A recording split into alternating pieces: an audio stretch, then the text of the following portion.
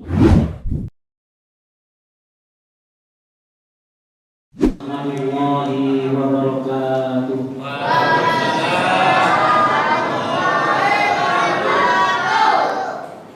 Alhamdulillah wa syukurillah, la hawla wa la quwwata illa billah. Asyhadu an la ilaha illallah wahdahu la syarika lah wa asyhadu anna Muhammadan abduhu wa rasuluhu alladzi la nabiyya ba'dah. Allahumma shalli wa sallim ala nabiyyina Muhammadin wa ala alihi wa ashabihi wa mawala. Jamaah sholat isya dan qiyam Ramadan Masjid At-Taubah yang dirahmati Allah Subhanahu wa ta'ala. Marilah kita manjatkan syukur kita kehadirat Allah Subhanahu wa ta'ala. Pada kesempatan yang berbahagia ini, kita semuanya beroleh limpahan karunia dari Allah Subhanahu wa ta'ala. Limpahan karunia yang demikian sempurna, tetapnya iman, Islam, ketakwaan yang menghujam dalam hati sanubari kita, nikmat sehat badan, nikmat kesempatan, sehingga kita dapat hadir untuk beribadah di tempat yang mulia. Mudah-mudahan amal ibadah kita selama bulan Ramadan ini yang kita tunaikan oleh Allah Subhanahu wa ta'ala diterima sebagai amal soleh, dan mudah-mudahan ikhtiar kita untuk senantiasa menjadi hamba yang semakin baik, semakin soleh, Allah Subhanahu wa ta'ala memberikan ma'unah, pertolongan, akhir kehidupan kita dapat menjadi hamba yang husnul khatimah. Amin. Jamaah sekalian dirahmati Allah Subhanahu wa ta'ala, saya diberikan tema malam hari ini adalah konsekuensi iman di dalam kehidupan. Jamaah sekalian dirahmati Allah Subhanahu wa ta'ala, iman kalau secara bahasa berarti atau memiliki makna percaya dalam bahasa Indonesia. Di dalam definisi yang disampaikan para ulama, bahwa iman itu memiliki tiga syarat sekaligus sebagai pilar dari iman itu. Yang pertama, tasdiqun bil qalbi, yaitu membenarkan dalam hati. Apa yang dibenarkan? Bahwa Allah itu hak, janji Allah itu hak, ancaman Allah itu hak, bahwa surga itu hak, neraka itu hak, agama Islam ini adalah agama yang hak. Nah, itu harus diimani, dipercayai, lalu percayanya itu di dalam hatinya harus betul-betul ditanamkan. Namanya tasdiqun bil qalbi. Jadi batinnya itu harus membenarkan. Maka ini awak dewi semuanya ngaji tidak tahu orientasinya, tidak tahu tujuannya, berarti belum tasdik. Sholat belum tahu tujuannya, berarti belum tasdik, pembenaran di dalam hati. Tasdik. Tadarus tasdik. Jadi jangan sampai kalau mungkin anak-anak muda, remaja, tadarus bareng-bareng, syukur, rame, berujak-berujak, tapi itu belum tasdik.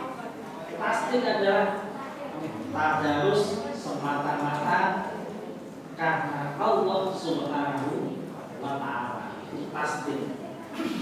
Lalu syarat yang kedua, iqrarun bil lisani, mengikrarkan di dalam dengan lisannya, mengikrarkan dengan lisan. Maka percaya kita kepada Allah, percaya bahwa sholat itu kebagusan, tadarus itu kebaikan, kita melakukan tolong-menolong itu sebuah amal kebajikan, percaya. Tapi harus juga diikrarkan. Iqrarul bil lisan, artinya apa? Keyakinan ini harus diikrarkan, disampaikan. Jangan kalau hanya ngaji tadarusan sendirian di masjid, berarti masih belum. Baru tasdik, belum ikrar. Ikrarnya apa? Ajak orang-orang. Karena keimanan itu mengajak orang, maka di situ seringkali muncul kemudian gesekan.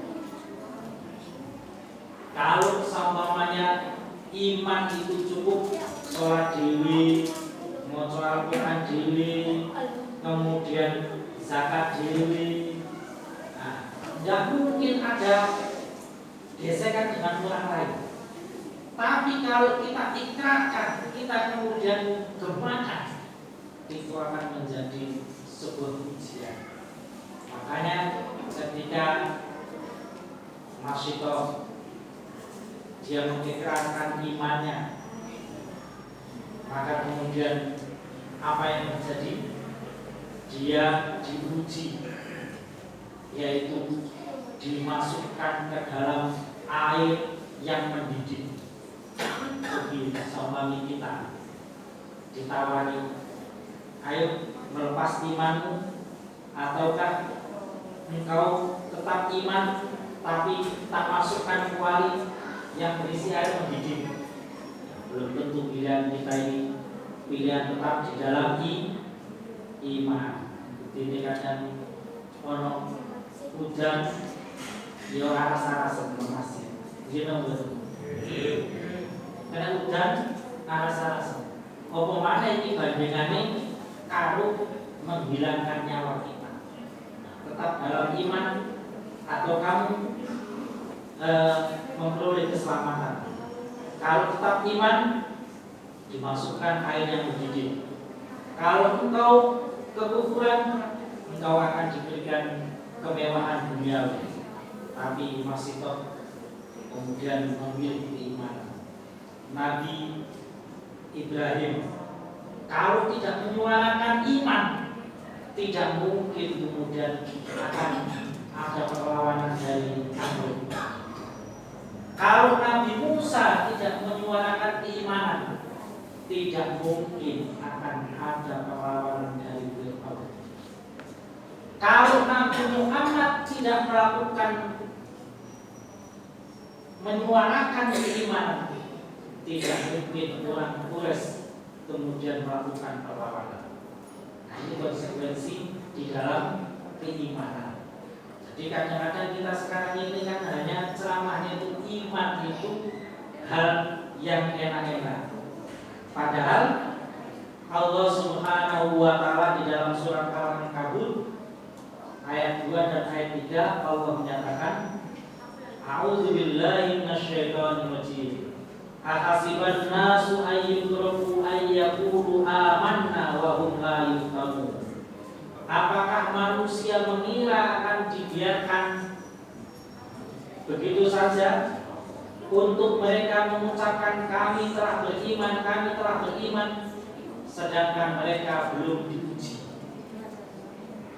Walaqad fatanna alladziina min qablihim, dan sungguh kami telah melakukan ujian keimanan kepada orang-orang sebelum mereka ini. Fala ya'lamannallahu alladziina shadaqu wa la ya'lamannal kadzibin. Dengan ujian itu Allah ingin mengetahui mana yang benar-benar imannya itu jujur dan mana yang imannya itu dusta. Nah, jemaah sekalian dirahmati Allah Subhanahu wa taala, maka iman kita ini tanda iqrar. Kalau kita dalam pandangan agama bahwa keyakinan agama yang paham agama yang kita anut ini benar, didakwahkan, disuruhkan terus kepada orang-orang lain. Nah, itu konsekuensi iman di dalam kehidupan. Iqrarul bil lisan. Syarat yang ketiga, amalun bil arkan atau amalun bil jawarih di dalam bahasa yang lain, yaitu mengerjakan dengan seluruh anggota badan kita. Jadi kalau keyakinan saja diikrarkan, bolak-balik siaran, ayo tadarusan, ayo iktikaf, tiba-tiba awak dhewe mlebur gak kekono nggone masjid milih turuni, berarti bukan menggugurkan syarat iman kita, yaitu wa amalun bil arkan, yaitu mengamalkan dengan anggota badan kita. Jadi kalau sudah yakin, sudah mengikrarkan, harus kita juga melaksanakan. Nah, Bapak Ibu sekalian dirahmati Allah Subhanahu wa taala, manusia ini kenapa kemudian diberikan konsekuensi iman? Bahwa di dalam penelitian oleh Profesor Karel Sakti, manusia ini dianggap makhluk yang diberikan kelebihan oleh Allah yang luar biasa dibandingkan makhluk yang lain. Karena apa? Manusia ini satu saja keunggulannya.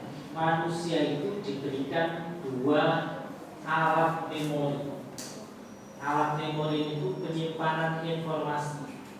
Yang pertama namanya otak.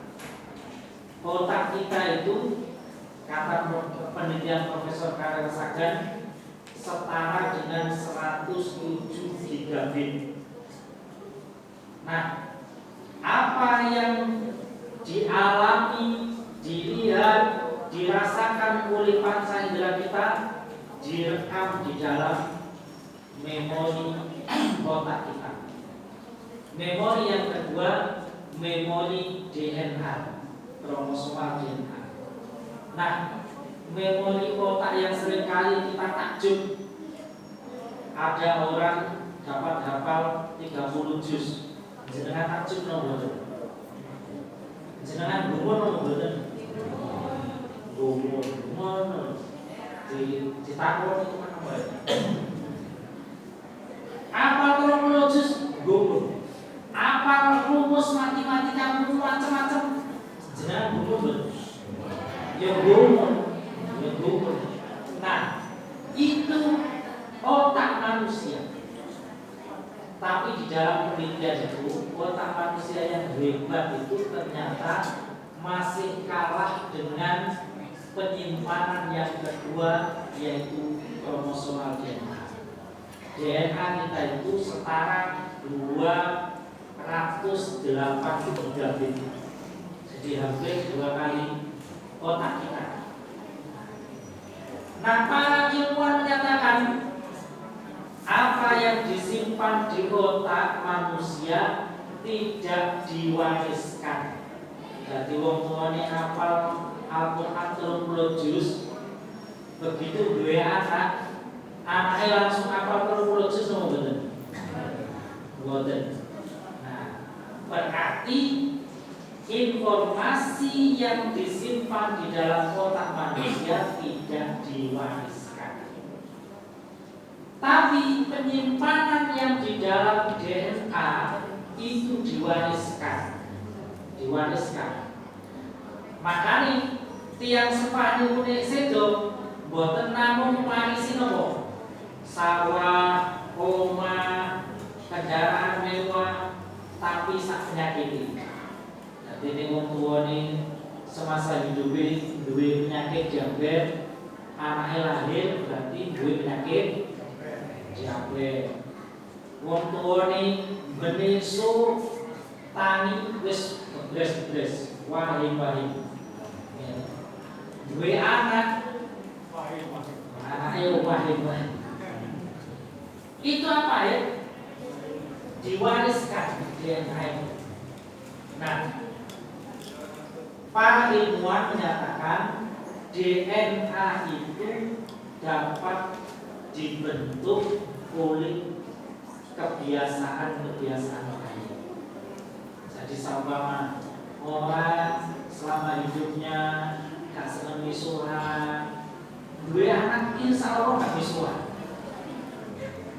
Dua wong tua selama hidupnya senengani maidu, dua anaknya jadi maiduan. Kalau kita baik, maka kebaikan itu akan diwariskan. Nah, itu disimpan di DNA. Niki kula boten ingkang kula matur. Jenengan semuanya para ilmuwan menyatakan keramah tamahan dapat diwariskan. Suatu kebaikan-kebaikan yang disimpan di dalam DNA kita diwariskan kepada anak keturunan kita. Maka Ramadan ini kita akan lulus dengan kebaikan-kebaikan atau lolos dengan seperti kebiasaan semula. Nah, mana pilihan itu masing-masing pilihan kita. Nah, sebagai orang yang beriman pasti medal saking Ramadan nyuwunin apa? La'allakum tattaqun, menjadi orang yang bertakwa. Jangan sampai orang yang keluar Ramadan menjadi orang yang celaka. Apa orang yang celaka? Tidak diampuni dosa-dosanya. Mudah-mudahan kita kebaikan-kebaikan di samping kebaikan kita selama Ramadan dapat kita wariskan kepada anak keturunan kita, juga dosa-dosa kita diampuni oleh Allah Subhanahu wa Ta'ala. Mudah-mudahan ceramah yang singkat ini ada guna dan manfaatnya. Aku qauli hadza wa astaghfirullah wa lakum fastaghfiruhu innahu huwal ghafurur rahim. Wassalamualaikum warahmatullahi wabarakatuh.